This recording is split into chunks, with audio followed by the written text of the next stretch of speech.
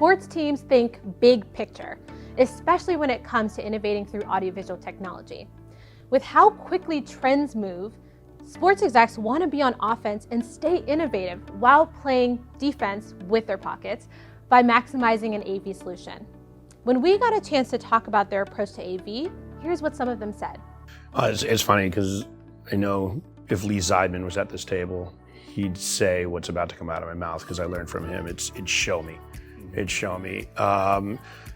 Listen, we future-proof the building. Every new building is going to future-proof, and every renovated building is going to future-proof.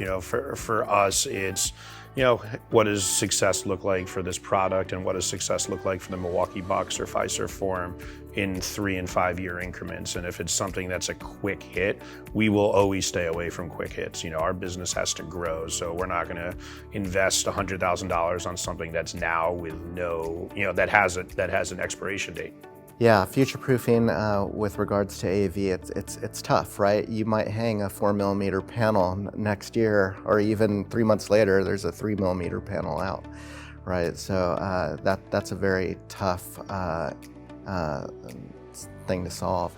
We start looking at future-proofing. It really boils down to the network. Do you have enough connectivity? Do you have enough power to be able to be agile inside your venue and to move things around very quickly? As far as the way that we're being innovative is we contact the manufacturers, and we're looking at various technologies and platforms that are 2 to 5 years out.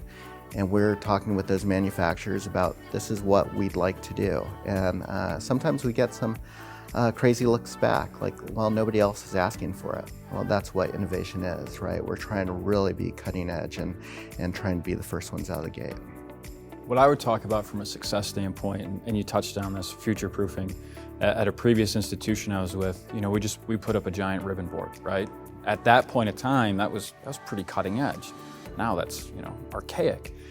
Where we really kind of thought where the venue was going was when we visited with our video provider, we said, in 5 or 6 years, we're going to renovate our football stadium.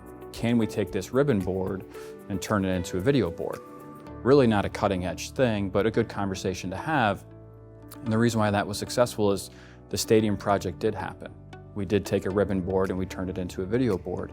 We're working a lot on a new projector system, so it will maybe point it at a static sign that may suddenly come to life. And that would be something that you would stop and take a look at and you wouldn't have otherwise ever looked at before. It's not a huge investment, but it's something that as people are walking around the building, they're going to start to notice things that have been there for a long time. And people come to our buildings again and again, and so you have to keep changing them to keep them interested.